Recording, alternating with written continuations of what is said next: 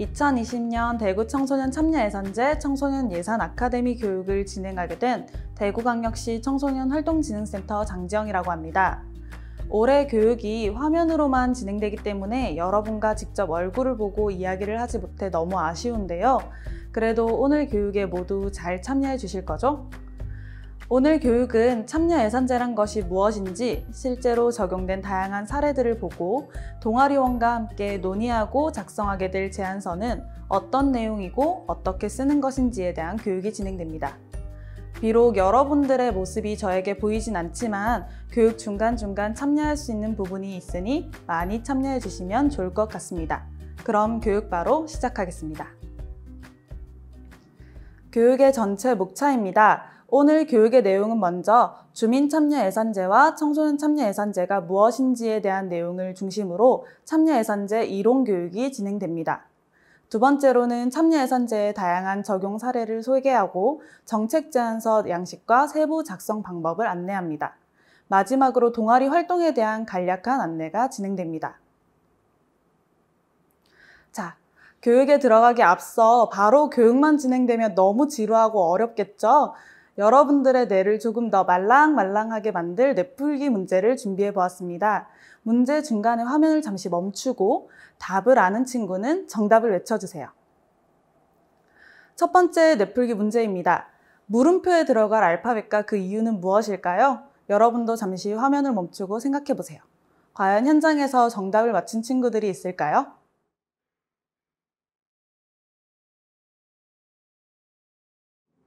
네. 첫 번째 문제의 정답은 바로 F입니다.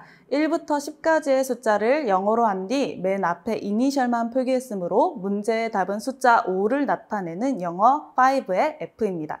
정답을 맞춘 사람이 있을까요?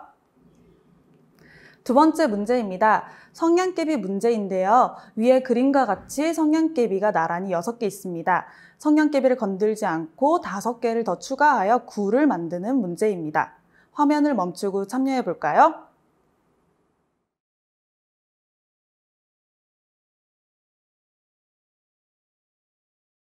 정답은 바로 회색 성냥개비처럼 기존 성냥개비에 이어 9를 나타내는 영어 단어 9을 만드는 방법입니다. 생각보다 어렵지 않죠? 마지막으로 하나 더 해볼까요?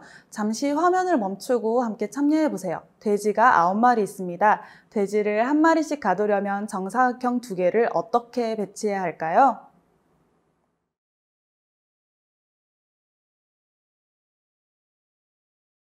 정답은 바로 이렇게 정사각형을 배치하면 돼지가 한 마리씩 분리되겠죠? 어떤가요? 여러분의 뇌가 조금 말랑말랑해진 게 느껴지시나요? 교육만 하는 것보다는 조금 더 재미있게 참여할 수 있도록 준비해본 첫 번째 뇌풀기 문제였습니다. 다음은 생각해보기입니다. 잠시 화면을 멈추고 함께 생각해볼까요? 엄마가 아이에게 거실에서 음식 먹지 않기, 식당에서 태블릿 하지 않기를 말했습니다. 이 아이는 그래서 거실과 식당 경계에서 거실에선 태블릿을 두고 식당에 누워 밥을 먹었습니다. 이 아이가 생각한 답, 어떻게 생각하시나요?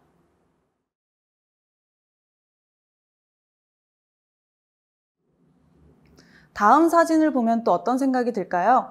우리는 보통 참외 한 통에 10,000원을 지불하지는 않습니다. 하지만 이렇게 판매한다면 어떨까요? 웃으면서 참외 한 통을 10,000원에 살 수도 있지 않을까요?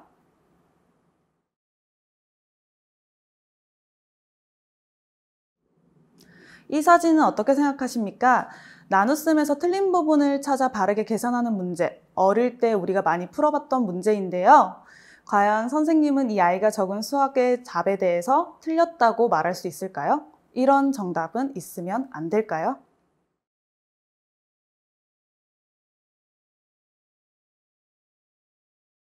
정책을 제안할 때 제안하는 내용이 새로운 생각이어야만 하고 무조건 맞는 답일 필요는 없습니다. 때로는 여러 번 건의되고 이미 시행하고 있는 제안이 실제 현장에서 효과가 없거나 여전히 불편하다면 다른 방향을 생각해야 할 때도 있고 많은 사람들의 편의를 위해 제안했던 내용이 오히려 불편함을 발생시키는 경우도 있습니다. 중요한 것은 늘 보던 것들을 조금만 다르게 보는 것, 그렇게 조금만 다르게 보면 보이는 세상, 그 생각을 세상에 말해보는 것, 그것이 정책 제안의 핵심입니다.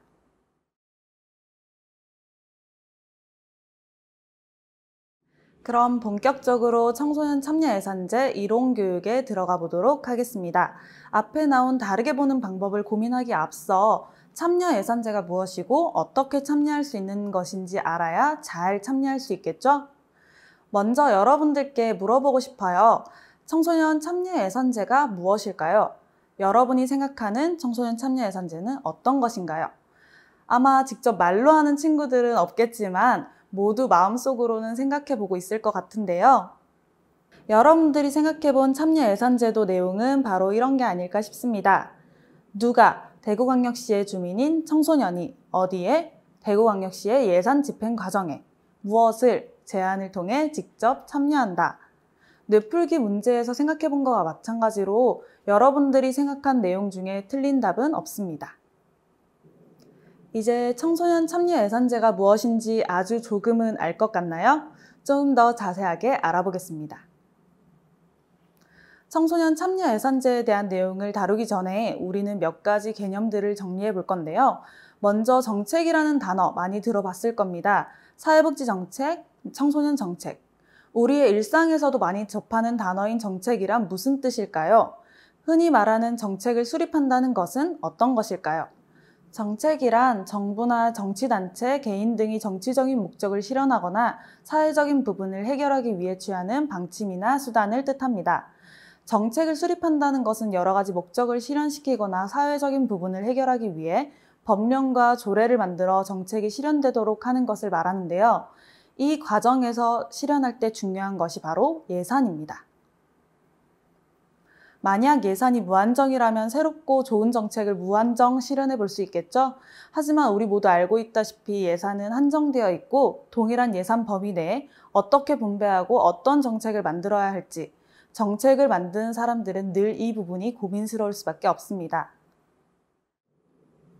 그래서 정책을 수립하는 사람들은 정책을 직접 경험하게 될 우리 지역 주민들에게 어떤 정책이 필요하고 어떤 정책을 논의했으면 좋겠는지를 물어보게 되었습니다.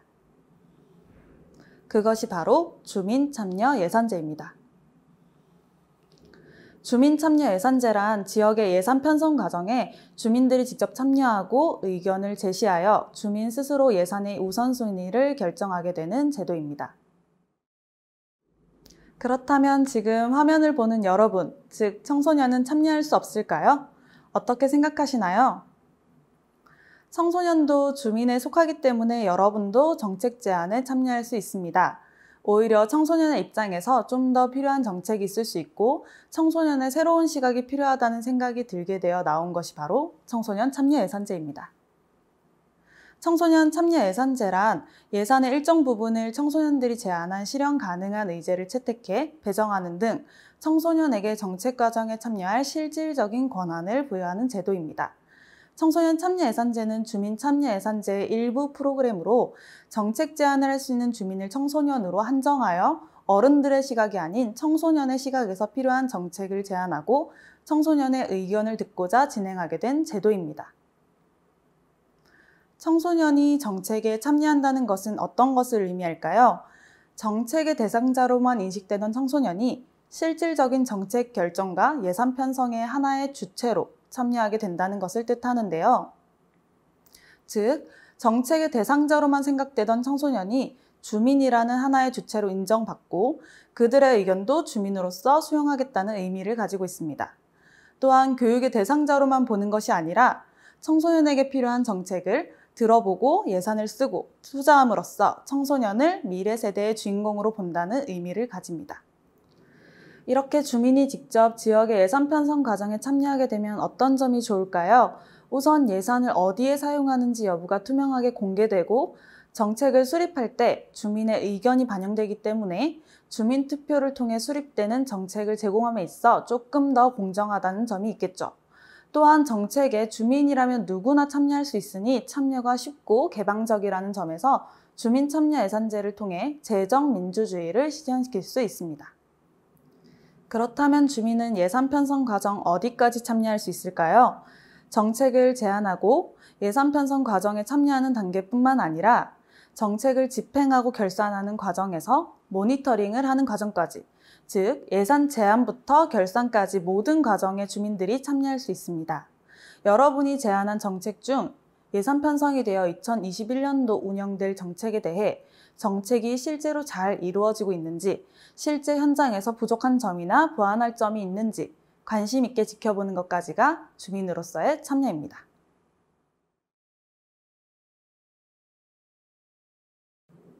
여러분, 이제 주민 참여 예산제와 청소년 참여 예산제에 대해 어느 정도 이해가 되었나요? 다음으로는 참여 예산제도가 실제 적용된 여러 가지 사례에 대한 내용을 보도록 하겠습니다. 주민들이 정책을 제안한 내용이 실제로 어떻게 운영되고 있는지, 실제 여러분의 주변에서 경험한 적이 있는지 함께 보면서 생각해 볼까요? 참여 예산 제도가 시행된 후 전국에서 많은 사례가 현장에서 적용되고 있는데요. 오늘 준비한 사례는 7가지입니다. 첫 번째 사례인 공공도서관 책 소독에서부터 7번째 사례인 무인방범 택배함까지 다양한 사례를 사진과 함께 알아보도록 하겠습니다. 첫 번째 사례입니다. 최근 코로나 바이러스와 관련해 여러분의 삶에도 많은 변화가 있었죠? 무엇보다도 개인의 위생과 소독의 중요성이 대두되고 있는데요. 혹시 집 근처 학교 등에서 공공도서관을 이용하는 친구들이 많이 있을까요? 공공도서관은 주민들의 편의를 위해 다양한 도서를 대여하고 반납하며 주민들이 편리하게 독서를 할 수 있는 장소입니다. 아무래도 많은 사람들이 함께 쓰는 공공재이다 보니 소독이나 관리가 어려운데요. 공공도서관에서 책을 소독하는 시스템을 도입하자는 주민의 제안이 있었습니다. 공공도서관을 이용하면서 책이 소독되어 안전하고 위생적으로 이용할 수 있다면 더 좋겠죠? 두 번째 사례입니다. 여러분들도 핸드폰 자주 사용하시나요? 요즘은 사실 핸드폰을 가지고 있지 않은 사람을 찾기가 더 힘든데요. 스마트폰을 많은 사람들이 보면서 길을 걷는 모습을 보고 마치 좀비와 같다라고 해서 스마트폰과 좀비를 합성한 스몬비라는 합성어도 생겼다고 합니다. 이렇게 핸드폰만 보면서 길을 걷다가 보행자가 횡단보도임을 인지하지 못하거나 신호를 제대로 못 봐 교통사고로 이어지는 경우가 많다고 하는데요. 이러한 문제를 해결하고자 한 주민이 제안한 것이 바로 바닥 신호등입니다. 정면보다 땅을 보고 걷는 보행자들이 화살표 표시를 보고 횡단보도임을 인지하게 하여 사고 발생을 방지하는 것. 일상생활을 하면서 느끼던 위험성을 잘 적용한 사례가 될 수 있겠죠? 세 번째 사례입니다. 길거리를 지나가다 보면 불법으로 설치된 현수막을 본 적 있나요? 마구잡이로 설치된 현수막은 미관을 해치기 때문에 철거되는데 이렇게 철거된 현수막을 그냥 버리는 것이 아니라 재활용하여 사용할 수 없을까를 고민한 주민이 있습니다. 환경미화에 사용되는 청소 포대자루로 재활용하는 것에 대한 제안, 환경도 아끼고 지역의 미관도 살리는 주민들의 일석이조를 노린 아이디어가 빛을 발한 사례입니다. 봄이 되면 날씨가 따스해지는 것에 기분이 좋아지지만 미세먼지가 걱정되기도 합니다. 우리 지역의 현재 미세먼지 정보를 알려주었으면 좋겠다는 제안이 적용된 사례인데요. 주민자치센터의 옥상에 대기오염을 실시간으로 측정하는 시스템을 설치하거나 지역 전역을 돌아다니며 지역별 대기오염 정보를 측정해 온라인 사이트와 어플에서 실시간 정보를 볼 수 있도록 한 제안입니다. 실시간 대기정보 시스템을 활용한다면 좀 더 편리하고 빠르게 우리 지역 정보를 알고 미세먼지에 대비할 수 있겠죠? 여기 화장실 어디선가 본 것 같지 않나요? 대구광역시 실제 도시철도 화장실 사진입니다. 2019년 5월부터 대구광역시 도시철도 전체 화장실에서 온수가 나오고 있다는 사실 여러분은 알고 있었나요? 제안자의 조사에 따르면 한겨울에도 대구광역시 지하철 91개 역 중 화장실에서 온수가 나오는 곳은 12개에 불과했다고 합니다. 지하철 이용하시는 분들이라면 공감하겠지만 물이 차가워 손을 씻기도 힘들고 위생 관리에도 불편했는데요. 이 제안으로 인해 현재 대구광역시는 인천에 이어 전국에서 두 번째로 도시철도 전체에 온수가 제공되는 지역이 되었다고 합니다. 다음 사례도 역시 여러분의 일상생활에서 많이 마주하는 시설인 버스 정류장에 관련된 내용인데요. 늦은 밤 버스 정류장에 사람도 많이 없는데 핸드폰 배터리도 없다면 얼마나 무섭고 두려울까요? 지금 화면에 보이는 버스 정류장은 낮에는 태양열을 받아 저장해 두었다가 밤이 되면 불이 들어온다고 합니다. 또한 태양열로 핸드폰 충전도 가능하다고 하는데요. 실제 해외에서도 시행하고 있는 태양열 정류장은 늦은 밤 출퇴근하는 직장인뿐만 아니라 학원이나 야간 자율학습을 하느라 늦은 밤 버스를 이용하는 청소년에게도 안전한 귀갓길을 만들어주는 좋은 제안 사례가 아닌가 생각됩니다. 마지막 7번째 사례는 바로 무인 방범 택배함입니다. 혼자 살거나 집에 아무도 없어 택배를 보관하기가 어려운 경우, 택배 기사를 사칭한 범죄나 개인정보가 노출되는 것이 신경 쓰이거나 택배가 분실될까 걱정해 본 경험이 있나요? 여러분의 집 근처에 스마트 무인 방범 택배함이 있다면 어떨까요? 대구광역시 북구청에서 2019년도 1월에 도입되어 초반 97건의 이용 건수로 시작된 이 제안 사업은 11월에는 620건의 이용 건수를 기록할 만큼 지역 주민들의 만족도가 매우 높게 나타난 사업입니다. 실제 경북대학교 주변 범죄 취약 지역인 상격동이나 대연동, 복현동 일대에 설치되어 있고 올해 추가 설치가 되었다고 하니 우리 집이나 학교 근처에 설치가 되어 있는지 찾아보는 것도 좋겠죠? 어떤가요? 정책을 제안한다는 것 아직도 어렵게만 느껴지실까요? 청소년 참여 예산제는 정답을 맞추는 것이 아니라 답을 함께 찾아가 보는 과정입니다. 다양한 제안 사업은 지역 주민들의 불편함 해소와 상상력에서 출발합니다. 여러분의 경험에서, 여러분의 시각에서 필요하고 불편한 부분을 함께 생각하고 논의하다 보면 좋은 아이디어가 많이 나올 수 있겠죠? 앞에 교육에서는 참여 예산제가 무엇인지 그리고 실제 적용된 다양한 사례들은 어떤 것이 있었는지를 알아보았습니다. 다양한 사례를 보면서 여러분도 대구광역시의 주민으로서 제안하고 싶은 내용이 생겼나요? 많은 아이디어가 나올 수 있겠지만 아이디어에서 끝나는 것이 아니라 제안서의 내용을 잘 적어야 실제로 대구광역시에서 시행될 정책으로 뽑힐 수 있겠죠? 정책 제안서를 작성하는 방법에 대해 알아보겠습니다. 예산을 사용한다는 것은 한정된 예산과 그 안에서 적절한 자원의 분배를 생각해야 하는데요. 예를 들어 여러분이 용돈을 받아 사용한다고 가정해 볼까요? 용돈은 정해진 예산입니다. 여러분이 한정된 용돈 안에서 하고 싶은 것, 먹고 싶은 것, 사고 싶은 것이 너무 많다면 얼마나 어떻게 효과적으로 사용해야 할까를 고민하겠죠? 그 고민을 위해 정하는 것이 바로 우선순위입니다. 우선순위를 정하면 한정된 예산 안에 어느 것에 집중할지를 결정할 수 있습니다. 참여 예산제에서도 한정된 예산 안에서 가장 효과적인 사용을 위해 우선순위를 둡니다. 참여 예산제의 우선순위는 바로 공동체와 사회의 비전이 반영되었는가인데요. 좀 더 세부적으로 알아보자면 제안 사업이 사회적 편리에 효과적인지, 공공의 이익을 위한 것인지, 중요도가 있고 사회적 필요가 있어 사업이 시급성을 띠는지, 한 번에 끝나는 것이 아니라 향후에도 계속 지속되는지, 사회 구성원들의 동등한 기회를 위한 내용인지를 우선순위로 두고 제안된 내용을 살펴보게 됩니다. 그럼 정책 제안서를 어떻게 써야 할까요? 제안서 실제 양식을 보면서 세부적인 내용을 알아보도록 하겠습니다. 먼저 제안자의 정보를 작성해 주세요. 정책을 제안하는 학교나 기관의 기본 정보와 소속된 동아리병, 동아리원의 이름, 담당 지도자의 연락처와 이름 등을 기입하여 주세요. 기본 정보를 다 적었으면 제안 사업의 내용을 작성합니다. 동아리에서 논의한 내용 주제가 사업 분야 중 어디에 속하는지 선택하고 사업을 드러낼 수 있는 제목을 작성합니다. 사업 위치가 정확하게 정해진 경우 위치를 체크하고 상세 위치를 작성하되 위치가 불분명한 경우 대구시 전체로 표시하고 상세 위치는 작성하지 않아도 무방합니다.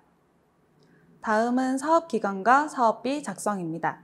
2020년도 제안하는 사업 중 우수사업으로 선정된 제안사업은 2021년도 예산에 편성되어 운영될 예정이니 기간을 2021년으로 작성하면 됩니다.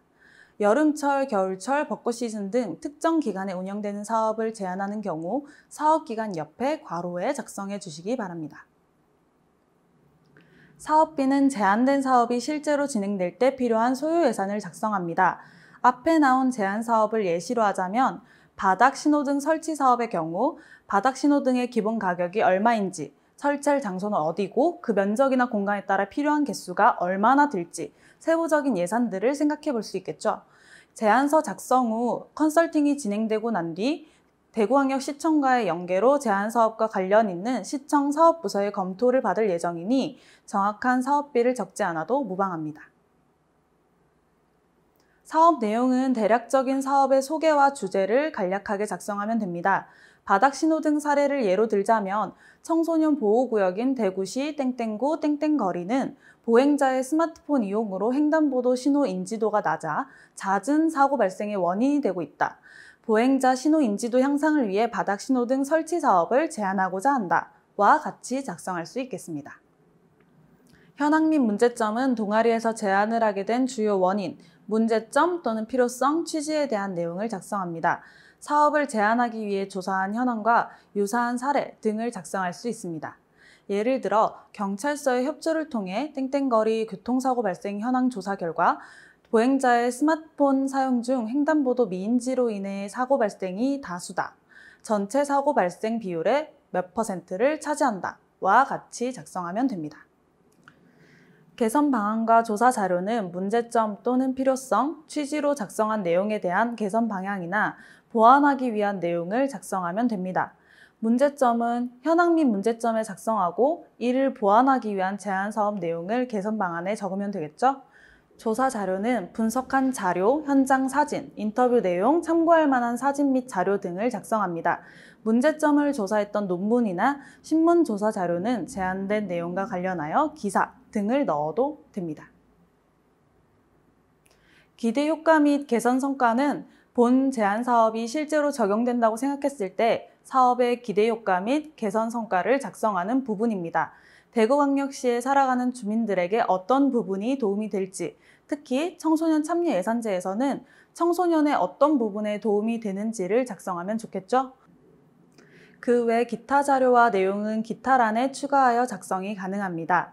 제안서를 작성할 때 한 가지 팁은 순서대로 작성할 필요는 없다는 것입니다.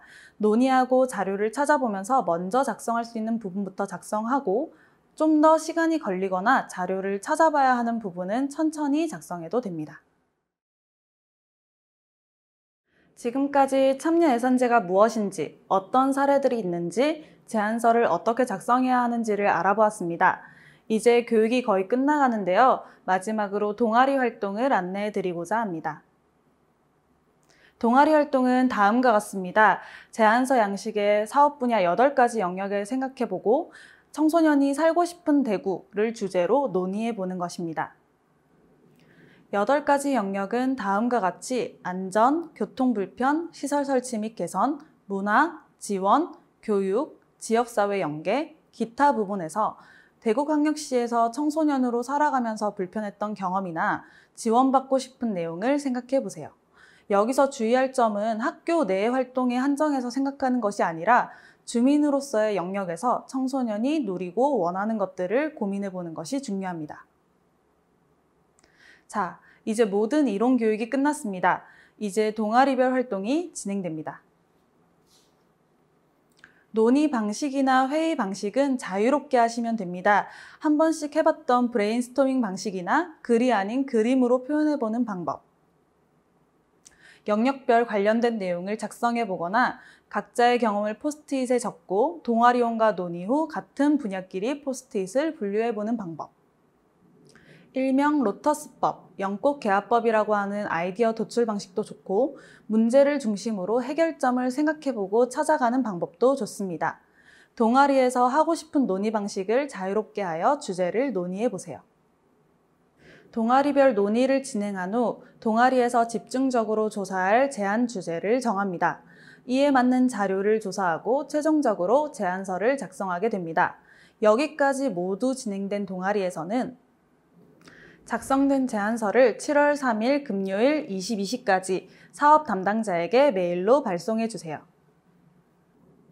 제안서가 제출되고 나면 제안서의 내용을 토대로 피드백이 진행됩니다.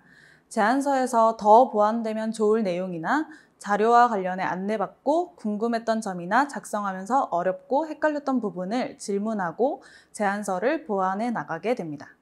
제안서를 빠르게 제출하는 동아리는 제출 이후 바로 담당 선생님과 협의해 피드백 날짜를 정하고 진행할 예정입니다. 그럼 여러분과 곧 만날 날들을 기대하며 지금까지 2020년 청소년 참여 예산제, 청소년 예산 아카데미 온라인 교육을 들어주셔서 감사합니다.